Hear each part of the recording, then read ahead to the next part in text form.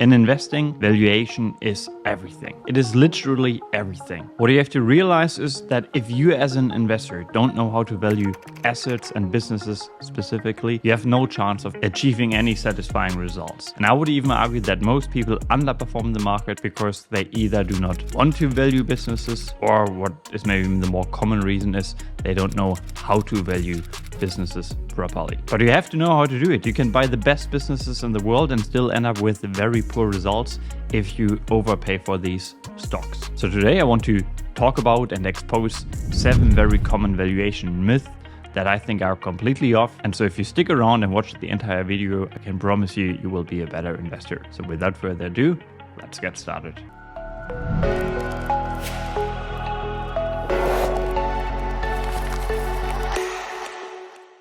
Okay, hi there. Maybe before we jump into the very first myth, let's very briefly talk about the distinction between price and value more generally. Because according to academia, there is actually no difference between price and value. Efficient market theorists would argue that any stock is always efficiently priced because of hundreds of thousands of market participants as a whole figuring out the true price of assets. But obviously this is completely wrong. I mean, I could present hundreds of examples illustrating why this idea of markets being efficient is completely foolish. But let me just illustrate it by highlighting 2 aspects here.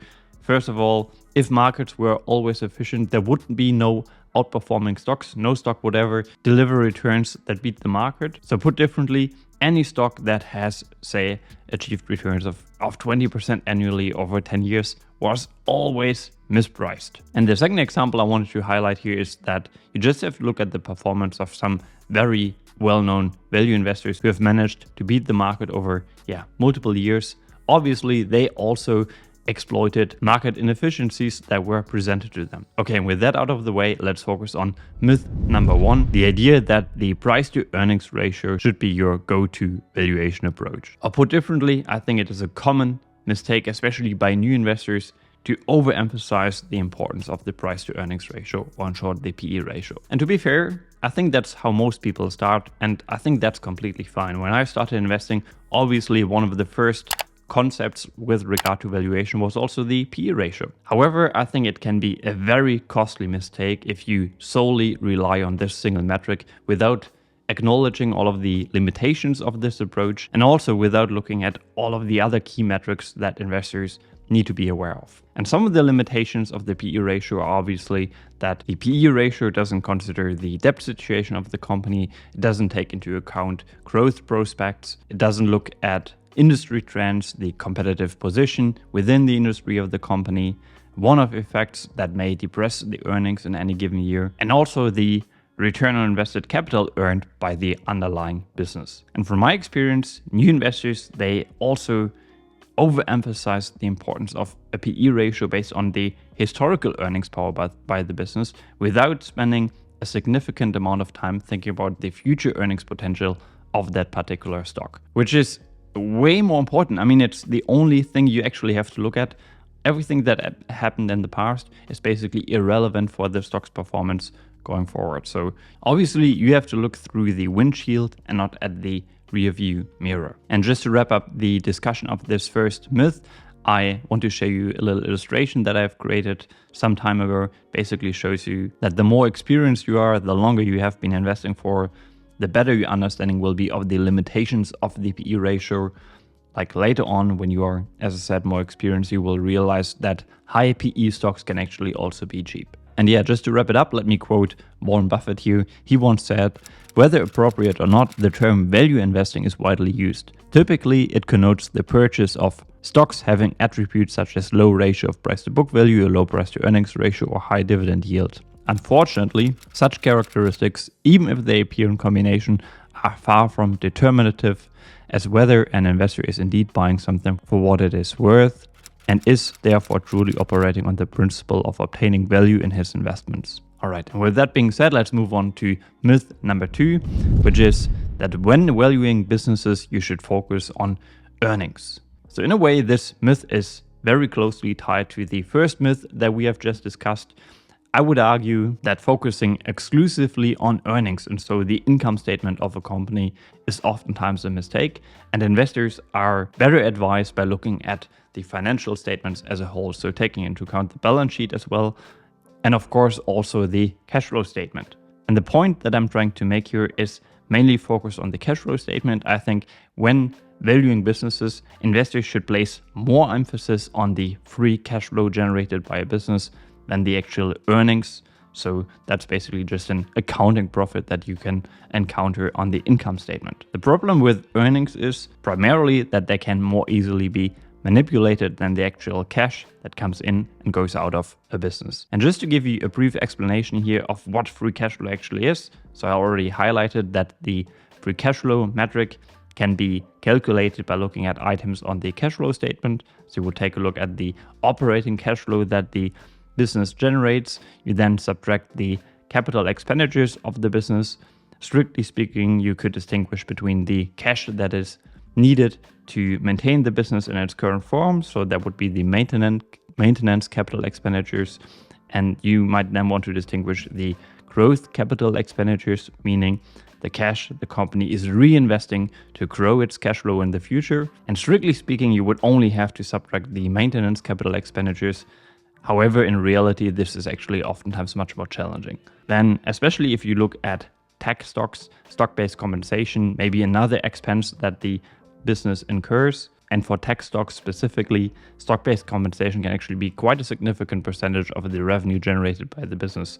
So you want to subtract stock-based compensation as well, because just to keep it simple here, that's actually a real expense, even though on the cash flow statement it is added back to the cash generated by the business, because it's not a literal cash expense. But if a company gives out shares to employees, obviously this will dilute existing shareholders. All right, and just to wrap up this discussion about earnings versus cash flow, let me also include a quote here. This time it's from Henry Singleton, and he once said, "After we acquired a number of businesses, we reflected on aspects of business, and our own conclusion was that the key was cash flow, because you can't pay bills with bookkeeping profits." All right, myth number 3 is that a good valuation always gives you a very precise number. And this couldn't be further from the truth.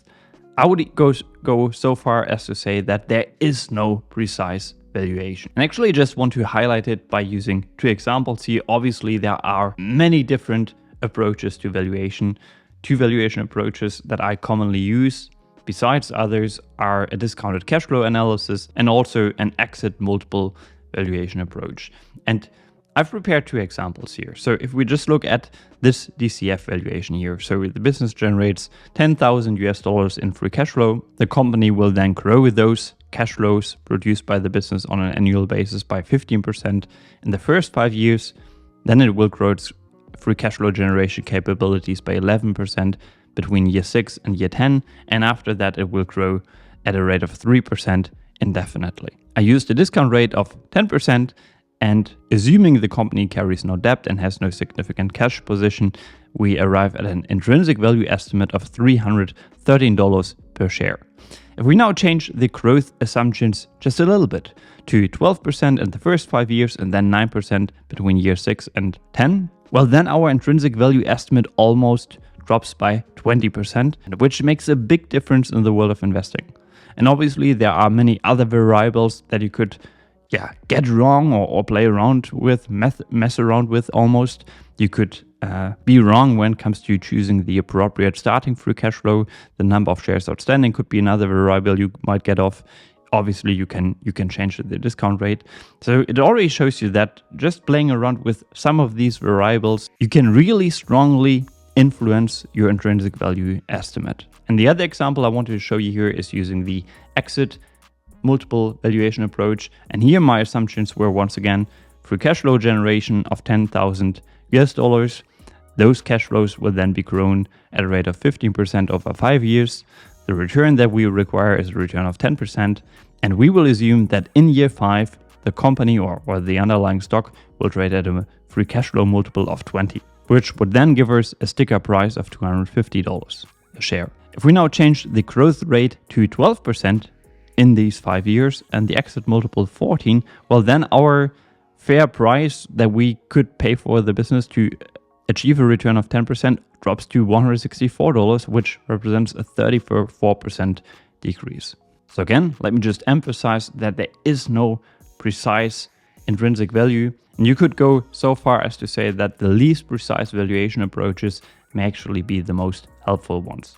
And I would just add that it's better to not think of intrinsic value as one specific figure, but rather think of intrinsic value in terms of a range a company may be worth. Okay, myth number 4 is again strongly related to what we have just discussed. Valuation is objective. And obviously, valuation is never objective. You could ask 100 very well-informed business analysts to come up with an intrinsic value estimate for a company. And I can guarantee you will get 100 different answers.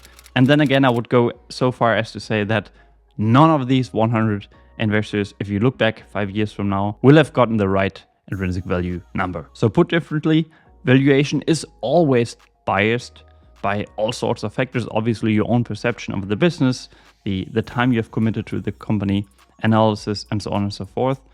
And the question is rather, how biased are you, and in what way are you biased? Are you more bullish on the company than others? Are you more bearish? And we have just highlighted that valuation is rather a soft number and always by its very nature imprecise. Another more nuanced point that I might want to make here is that the farther out you go with your predictions, the more off you will likely be. And I would also add that especially if you assume high growth rates, again, the range of possible intrinsic value estimates will be much wider than for a slower growing company.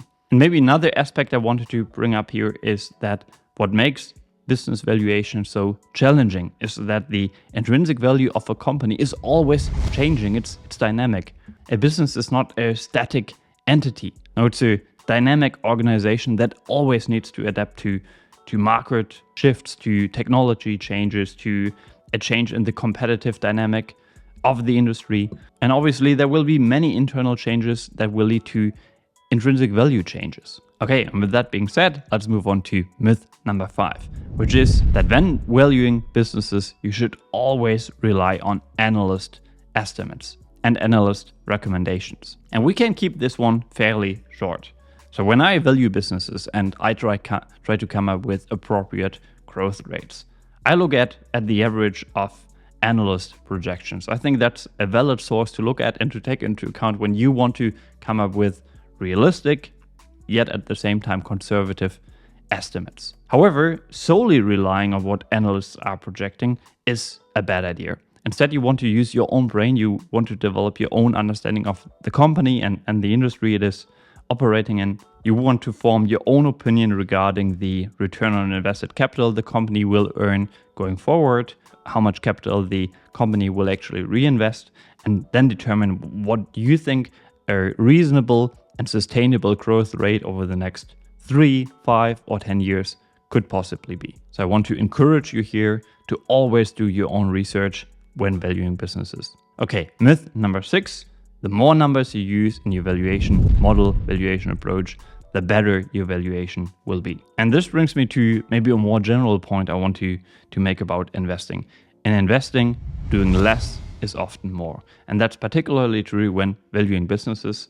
So earlier I showed you the Dunning-Kruger curve where I try to illustrate that the more you know, the more you realize how much you actually do not know. And the more time I have spent analyzing and valuing businesses, the more I've actually come to understand the limitations of discounted cash flow analysis. And I would say that even though I still use it today, I tend to rely more on more simplistic valuation approaches today than I did, say, 2, 3, 4 years ago. And I would argue that more simple valuations actually superior to more complex valuation models. So I know that many investors come up with very complex models where they are trying to model out basically an entire financial statement, maybe an entire income statement, the expenses the company incurs, the margins they are earning in any given year, market share, cost of capital, you name it. But I would argue the less inputs you need and the fewer assumptions you have to make, the better your intrinsic value estimate will actually be. And once you truly understand this, that simplicity beats complexity, I think you will be a better investor. Okay, we're almost done here. Myth number 7 is that you don't need to take into account return on invested capital and reinvestment rates when valuing businesses. And I decided to bring this up as the last myth because I think it's a rather advanced concept here.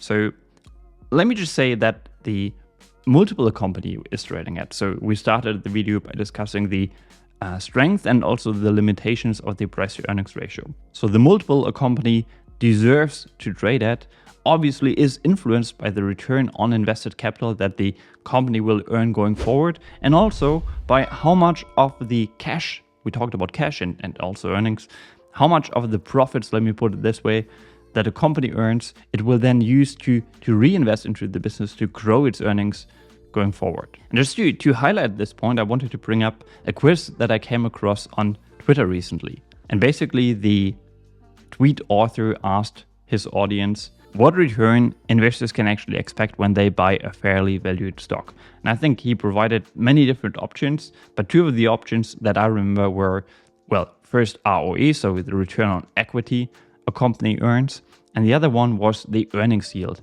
which basically just means how much profits relative to the current price the company is generating. And the answer to that question is, it depends. So the tweet author later revealed and described it this way. He said, when a company retains all earnings, well, then the investor earns the return on equity. However, in the other extreme example, if it pays out all of its earnings, well, then the return on equity is irrelevant. A high ROE or ROIC is meaningless if there is no growth in the company. So if it pays out all earnings, well, then the return will match the earnings yield. And he concluded, and I fully agree with him, this is a fundamental concept that is crucial yet frequently overlooked. Yeah, and I guess with that we are almost at the end of the video. Let me once again pitch a book that I'm giving away for free. Let me just quickly get it. Here it is. It's called Why Value Investing is Poised for Greatness. In it, I share basically a brief roadmap to financial prosperity. If you want me to send it to you, as I said, for free, you only have to get in touch with me either via Twitter or Instagram. Just send me a DM and I'm happy to provide an ebook version of it to you for free.